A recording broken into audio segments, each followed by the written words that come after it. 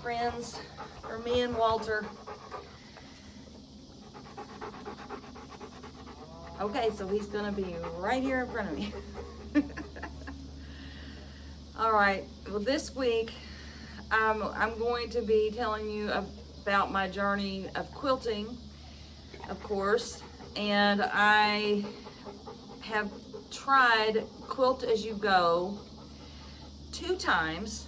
And the first Quilt-as-you-go one that I did for my nephew Luke, and I mimicked one that Misty had done off of the Missouri Star Company, and it's called the Mirrored Mountain. And his favorite colors are orange and blue, so I did orange and blue on the top, and then I decided I wanted it to be something that would be really warm for him in the winter, so I sandwiched it on with a backing of black felt or flannel. Very warm. In fact, while I was making it, I'd put it in my lap to piece or, you know, sew on it, and I just have sweat dripping down the back of my neck, and man, and the black flannel, although is lovely and warm, loves to pick up every piece of lint or whatever, anything that comes in contact with it, cat hairs, whatever. So I had to have my lint roller with me by my side most of the time, and I would lint roll. So I was really kind of happy to be through sewing that quilt and give it to him, because I was tired of cleaning it. So he's got it and he likes it, so that's good. The second one that I made, I just finished today actually, and I made it for my great niece Hadley. And when I was talking to her grandmother, telling her that I wanted to make her a quilt, she asked me to please just include a unicorn, and that her favorite color is pink. So, wow, that's interesting, because when I was little, I loved unicorns and my favorite color was pink. My room was even pink.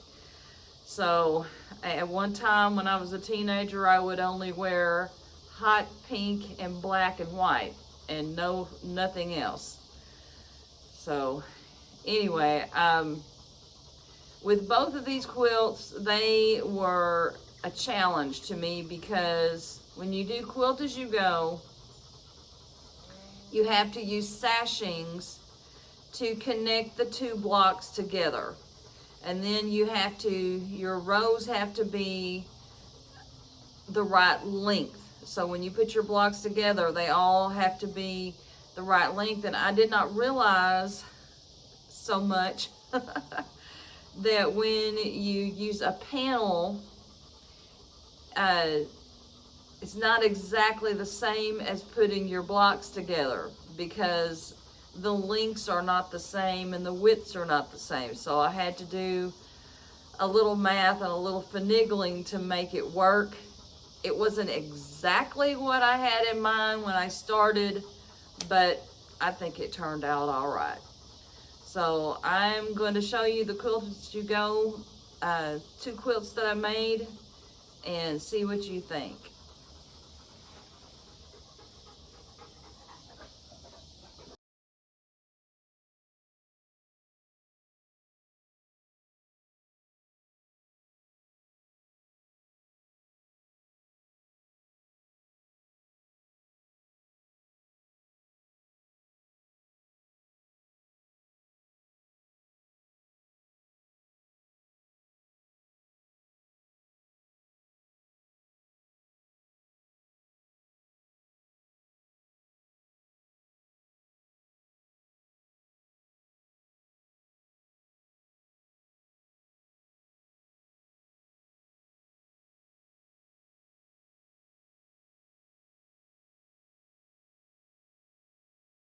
Okay, so this one caused me a little bit of pain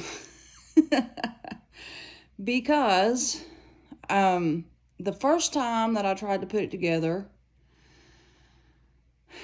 well, I didn't do it right.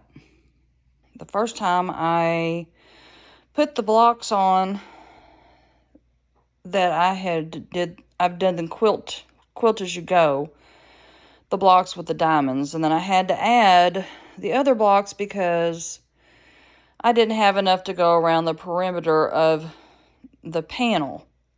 So I took my seam ripper and I ripped it all apart, and I have pieced it with other extra blocks to make it fit.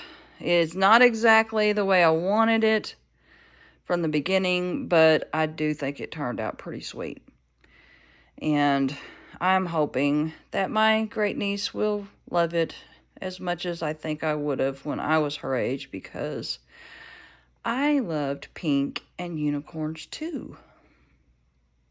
And I put a blue border around the outside to blend in with the blue border inside the panel. To make it a little bit more sentimental, since I did all of it in quilt-as-you-go, I had to add sashing to put the blocks together. And for the backing of the quilt-as-you-go, the pink and blue and yellow is a sheet that I had. My Mama Bonnie gave it to me when I went to college, and I have taken care of it and cleaned it, and I am using it so that my great niece will have a little piece of her great grandmother. So this is the back.